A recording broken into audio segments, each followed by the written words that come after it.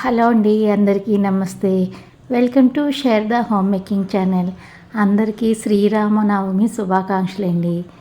అందరూ పూజ బాగా జరుపుకున్నారా? నేను కూడా బాగా జరుపుకున్నాను పొద్దున్న.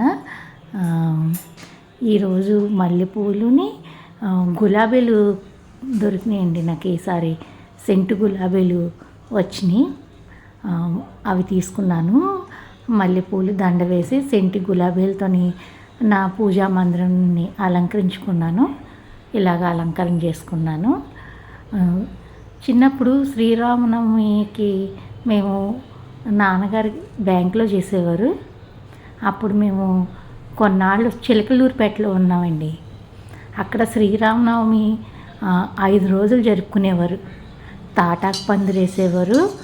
చాలా పెద్దగా వేసేవారండి. అక్కడ పిల్లలకి ఏంటి, పెద్దవాళ్ళకి కూడాని బొట్టు బిళ్ళు, అలాగే గాజులు, రిబ్బన్లు అవన్నీ ఫ్రీగా ఇచ్చేవారు. మరి ఇప్పుడు ఇస్తున్నారో లేదో తెలియదు, కానీ మేము అప్పుడు స్కూల్ చదువుకునేవాళ్ళం. ఫ్రెండ్స్తో కలిసి వెళ్ళి అవన్నీ తెచ్చుకునేవాళ్ళం. భలే సరదాగా ఉండేది. అదంతా షాపులు పెట్టేవారు. పెద్ద తీర్థంలా జరిగేదన్నమాట. అవన్నీ చూసి అవన్నీ ఫ్రీగా ఇచ్చేవారు. అవన్నీ చిన్న చిన్న వస్తువులు అవన్నీ తెచ్చుకునేవాళ్ళం. అవి చూసి సంతోషపడిపోయేవాళ్ళం. ఈరోజు మనం పానకం చేసుకుంటాం కదా, అలాగే చలిమిడి చేశాను. నేను పచ్చి చలివిడే చేశాను. అలాగే ముఖ్యంగానే వడపప్పు పెడతాము. నేను పెసరపప్పు నానబెట్టి వాటర్ అంతా వడగట్టేయాలి. తర్వాత ఇందులోనే సన్నగా తరిగిన కొబ్బరి ముక్కలు వేసుకుని మామిడికాయ ముక్కలు కూడా వేసుకోండి, చాలా బాగుంటుంది. ఇలా నైవేద్యం పెట్టాక నేను తినేటప్పుడు ఇందులోని అరటిపండు బనానా ఉంటుంది కదా, అవి కూడా చిన్న చిన్న ముక్కలు కట్ చేసి వేసుకుంటాను. పూజ అంతా అయిపోయిన తర్వాత మనం పూజలో పెట్టుకుంటాం కదా అరటిపళ్ళు, ఆ అరటిపళ్ళు కూడా వేస్తాను. చాలా టేస్టీగా ఉంటుంది. ఎప్పుడైనా ఒకసారి ట్రై చేసి చూడండి.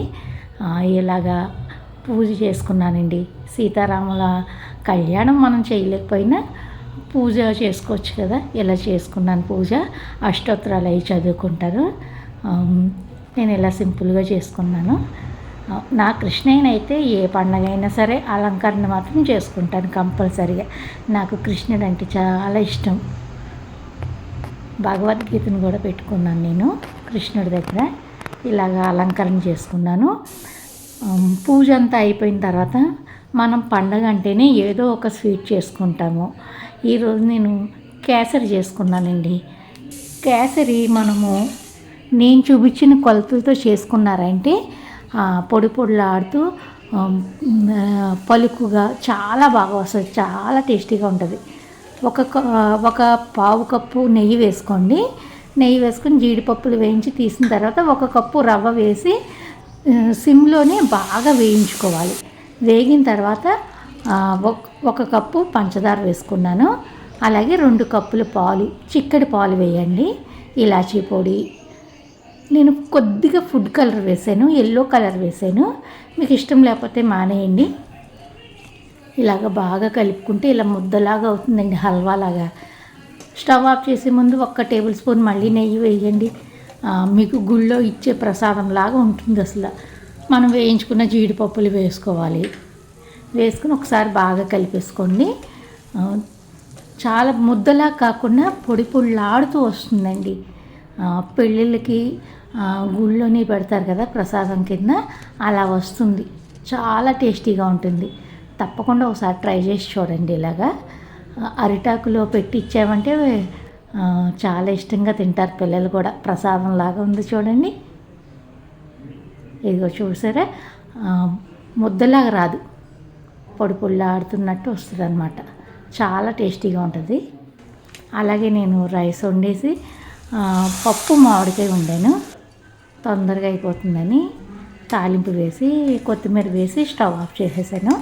దీంతోపాటు నేను వంకాయ కర్రీ చేసుకున్నాను. నేను గోంగూర పచ్చడి నిన్న చేసేసానండి. అన్ని పండగ రోజు అవ్వవు కదా, నిన్నే గోంగూర పచ్చడి చేసుకున్నాను. ఇది నా లంచ్ పెట్టుకుంటున్నాను. కొద్దిగా పానకం ప్రసాదం పెట్టుకుంటున్నాను ఆకులోని. ఎప్పుడైనా అరిటాకు దొరికితే అరిటాకులో తింటాను నేను చేసుకున్న ప్రసాదాలు. అలాగే హల్వా, వంకాయ కర్రీ, గోంగూర పచ్చడి ఇదేనండి.